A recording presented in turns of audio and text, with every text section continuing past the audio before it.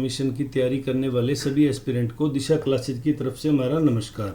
तो जैसा कि हमने पिछले वीडियो में देख लिया कि माननीय मुख्यमंत्री जी ने एस्टेट की है जो डेट शीट वो ट्विटर पे अनाउंस कर दी सीएमओ हैंडल पे। तो उस संदर्भ में बार बार क्वेरी जा रही है बच्चों की कि सर क्या पैटर्न रहेगा, क्या रहेगा, पिछली बार सिलेबस क्या रहा। तो उसको लेके एक छोटा सा वीडियो बनाने की कोशिश की गई है। ये हमने 2021 का जो एचटेट का पेपर था उसके इन्फॉर्मेशन बुलेटिन को आपके साथ शेयर किया है। ये जो हमारा दिशा क्लासेज का टेलीग्राम चैनल है जिसका लिंक आपको वीडियो के साथ भी मिल जाएगा, टेलीग्राम लिंक पे ये पूरा पिछली बार 2021 का इन्फॉर्मेशन बुलेटिन है। उम्मीद करते हैं कि इसमें बहुत ज़्यादा बदलाव नहीं किया जाएगा, फिर भी जो बदलाव होगा वो आपको जैसे ही नया बुलेटिन जारी होगा आपको अपलोड करके बता दिया जाएगा। लेकिन तब तक आप एक बेसिक गाइडलाइन इससे प्राप्त कर सकते हैं। तो फीस की 3 कैटेगरी थी, अगर आप सिर्फ एक लेवल के लिए अप्लाई करते हैं, 2 के लिए करते हैं या 3 के लिए। फिर हम बात कर रहे थे सिलेबस को लेके, एक कन्फ्यूजन था। तो इसमें तकरीबन ये सारी बातें 30 पॉइंट के अंदर समझाने की कोशिश की गई थी। उन 30 पॉइंटों को हम यहाँ डिटेल से डिस्क्राइब करेंगे। ये क्वालिफिकेशन की बात करें, लेवल 1 के लिए क्या थी, लेवल 2 के लिए क्या थी और लेवल 3 के लिए क्वालिफिकेशन क्या थी। तो सबकी अलग अलग है। तो एक स्टूडेंट मुझसे बार बार पूछ भी रहे थे कि मैं बीएड फाइनल ईयर में हूँ तो सर मैं क्या कर सकता हूँ इसके लिए। तो जहाँ पिछली बार था वहाँ तो बीएड क्वालिफाई करने को बताया गया था, लेकिन फिर भी आप जिस सब्जेक्ट से अपीयर होना चाहते हैं, टीजीटी सोशल साइंस से या जेबीटी के रूप में कहीं अपीयर होना चाहते हैं लेवल 1 में, या उसके अलावा टीजीटी साइंस मैथमेटिक्स जिसमें भी होना चाहते हैं, उसकी योग्यता आप पहले पढ़ लें। फिर अगर आपको वो समझ नहीं आती तो आप मुझे कमेंट सेक्शन में रिप्लाई कर सकते हैं। मैं बिल्कुल आपको हर एक चीज़ उनमें से बताने की कोशिश करूँगा। ये जो प्राइमरी टीचर पीआरटी बोला करते हैं उनके लिए जो लेवल था पेपर का उसको 5 कैटेगरी में बांटा गया था। 150 सवालों को 30 नंबर का चाइल्ड डेवलपमेंट एंड पेडागोगी था, 30 नंबर की लैंग्वेज थी, हिंदी 15 की, इंग्लिश 15 की। जनरल स्टडीज़ में quantitative aptitude 10 MCQ, regional ability 10 MCQ और हरियाणा जी के 10, 30 नंबर का ये था। मैथमेटिक्स थी 30 नंबर की और एनवायरमेंटल साइंस थी 30 नंबर की। ये हम बात कर रहे हैं जो कक्षा 1 से 5 को पढ़ाएंगे, जिनको जेबीटी बोलते हैं, पीआरटी बोलते हैं। ये उसके लिए एग्ज़ाम का पैटर्न है, एग्ज़ाम की स्कीम रखी गई है। फिर हम बात करते हैं टीजीटी के लिए सर क्या स्कीम रखी गई है। तो टीजीटी के लिए 30-30 के 5 ना रख के चाइल्ड डेवलपमेंट एंड पेडागोगी रखा गया था। लैंग्वेज था 15 और 15 MCQ हिंदी और इंग्लिश मिला के। जनरल स्टडीज उसमें 10 MCQ, एप्टीट्यूड के, रीजनिंग के 10 और हरियाणा जीके के 10, और सब्जेक्ट स्पेसिफाइड था वो 60 का कर दिया था। तो इस प्रकार 150 का बाइफरकेट किया गया था। यहाँ एक चीज़ महत्वपूर्ण है, जैसे आप जेबीटी में भी देखेंगे क्वालिफाइंग मार्क्स होगा for all category except schedule caste and differentially abled physical challenge के लिए तो 60% यानी 150 में से 90 मार्क्स आपको लाने हैं। शेड्यूल कास्ट और डिफरेंशियली एबल्ड या फिजिकली चैलेंज लोगों को 55 मार्क्स लाने, परसेंट मतलब 82 मार्क्स लाने हैं। For schedule caste and differentially abled physical challenge of other state है, उनको कोई छूट नहीं दी गई है, उनको जनरल के समान 60% मार्क्स लाने हैं जेबीटी के लिए। यही सेम क्राइटेरिया है जब आप आगे बढ़ेंगे और पीजीटी के लिए देखेंगे तो आपको टीजीटी के लिए भी यही मिलेगा। मतलब हरियाणा की शेड्यूल कास्ट और दिव्यांग को छोड़ के बाकी सभी को 60% लाने हैं। शेड्यूल कास्ट और एसटी हरियाणा में शेड्यूल ट्राइब्स हैं नहीं, और स्पेशली एबल्ड को 55% लाने हैं। और schedule caste and differentially abled other state के उनको भी जनरल के बराबर 60% यानी 90 मार्क्स लाने हैं।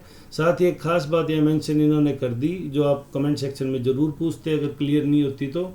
There shall be no negative marking, यहाँ किसी प्रकार की नेगेटिव मार्किंग नहीं की गई है। तो मतलब आपको 150 के 150 गोले तो ज़रूर ही भरने हैं, किसी हालत में खाली नहीं छोड़ने। तो क्या पैटर्न को अपनाया जाए कि गोलों में मैक्सिमम आपके आंसर सही हो, ABCD में से किसके ज़्यादा चांसेज होते हैं, कैसे पता किया जाता है, उसकी एक ट्रिक है, एक छोटा सा एक मेथड है। जनरली वो कामयाब रहता है, तो वो हम आगामी वीडियो में आपके साथ शेयर करेंगे। अगर आप दिशा क्लासेज पे नए हैं तो आप चैनल को सब्सक्राइब जरूर करें, बेल आइकन जरूर दबाएं। अब हम बात करते हैं पीजीटी की। तो पीजीटी को भी 30-30-30 और 60 में डिवाइड किया गया है। 30 नंबर का चाइल्ड डेवलपमेंट एंड पेडागोगी है, लैंग्वेज है 30 नंबर की, जनरल स्टडीज है, हरियाणा के MCQ हैं वो 10 मिलाते हुए 30 नंबर के, और सब्जेक्ट स्पेसिफाइड है वो 60 मार्क्स का रखा गया है। फिर हम बात करें नेचर एंड स्कोप किस तरह के होंगे, कौन कौन अप्लाई करेंगे, क्वालिफाइंग क्राइटेरिया क्या रहेगा। तो ये सारी चीज़ें विस्तार से इस पीडीएफ में बताई गई है। ये पीडीएफ हमारे दिशा क्लासेज के टेलीग्राम चैनल पे आपको मिल जाएगा और टेलीग्राम चैनल का जो लिंक है वो आपको डिस्क्रिप्शन बॉक्स में भी उपलब्ध हो जाएगा। अब एक महत्वपूर्ण बात आती है कि सर पिछली साल के पेपर हमने देख लिए, तो पिछली बार जो सैम्पल क्वेश्चन पेपर था उसी के अकॉर्डिंग पेपर तैयार किया गया। तो हम उम्मीद कर रहे हैं कि 2022 का जो सैम्पल क्वेश्चन पेपर आएगा उसी के अकॉर्डिंग सवाल तैयार किए जाएंगे। जैसे चाइल्ड डेवलपमेंट का सवाल, लैंग्वेज का सवाल आ गया, इंग्लिश का आ गया, जनरल स्टडीज का सवाल आ गया। If A half kilogram of tomato cost 60 पैसा, हाउ मैनी पैसा डज 200 ग्राम, मतलब पाइया नहीं किया तो 200 ग्राम के लिए कितना पैसा पे करना पड़ेगा अगर रेट ये रखा गया है। तो वहाँ हिंदी इंग्लिश दोनों लैंग्वेज में आता है। मैथमेटिक्स भी आ गया, जनरल स्टडीज हरियाणा भी आ गया। In which of the following location a national park, Haryana का नेशनल पार्क सुल्तानपुर में है, भिंडवास में है, नाहर में है या अबूब शहर में है।